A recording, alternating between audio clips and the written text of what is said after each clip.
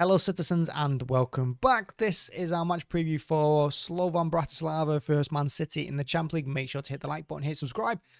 Let's jump into it. So Bratislava versus City in the Champions League is our second game of the new format this season. We drew our first one with Inter 0-0. And to be honest with you, I think both teams will be happy with that point. I don't have any complaints with that. I know we were at home, but expected to win. But Inter is still a very good team, one of the best teams in this year's competition. And of course, we beat them in the final a couple of years ago. So 0-0 draw is not a bad result going into things. But looking at City overall, you know, whether you think it's naivety, bit of entitlement, whatever it is, City should win this game at 99 out of 100. And the only reason we don't win this game is if we're not on it, if we don't perform at our best, and if we don't perform at the levels we should do. We should win this game.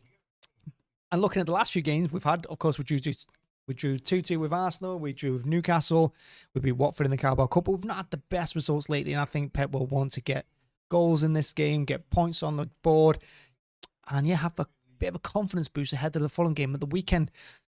So yeah, this is all about City, let's be honest with you, and if we don't win this, it's an absolute catastrophe, and that's how it will be seen. So look at our team. One of the things I keep saying, one of the things we need to start doing is keeping clean sheets.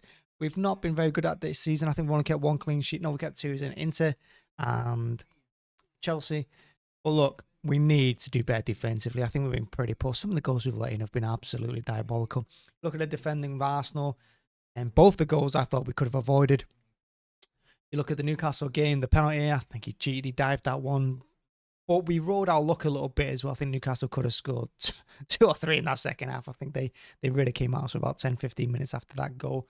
And we did well to get a point out of that one. So I'm not going to complain about the point against Arsenal and the point against Newcastle, because I think in the grand scheme of things, I think we can be happy with it. But we can't be happy with just a point in this one. We can't be happy with anything less than a win. And like I said, we need to improve defensively. Now, Pep has been going with more consistent teams. You know, you've had Walker, Diaz, Akanji and Vardy back. And I don't really mind that back four, to be honest with you. Will he mix things up? Will he take Diaz off, bring Stones in?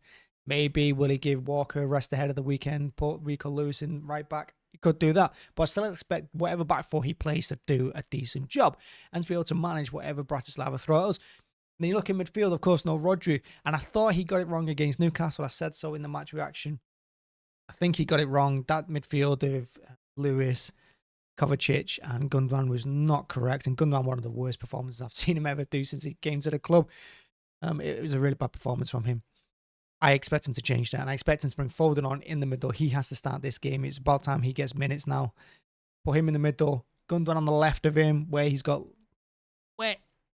basically not got all that pressure to create everything like he did against Newcastle, because I think that's where we went wrong with him. Put him on the left so he can do his own little thing. And then in midfield, CDM, put Kovacic. It has to be Kovacic in that role. Stones, the only two people I can see in that role is Kovacic and Stones.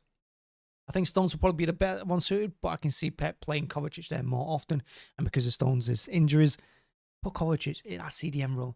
And up front has to be Haaland. He has to. We can't really afford to rest him, to be honest with you. He might decide to and play someone like Bernardo, false 9 or Grealish.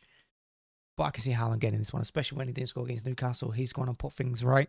Savinho has to be on the right-hand side every time for me at the moment.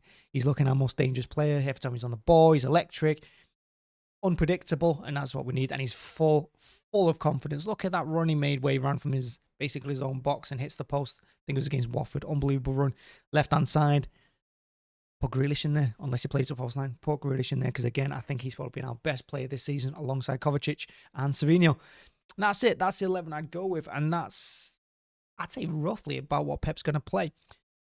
And like I said, you can call it entitlement. You can call it naivety. But we should win this game every single time. There's no excuses for not winning this one. And if we get anything less than a win, I'm going to call it what it is. Disappointing, disgusting, shocking. I don't know, whatever it is. But yeah, we should win this game and get goals on the board. If Celtic can smash these 5-1, then I'm sure we can smash these 5-0. Thanks very much for watching. Thanks for checking it out. Make sure to hit like, hit subscribe. And yeah, see you again tomorrow. Make sure to join us for the watch along.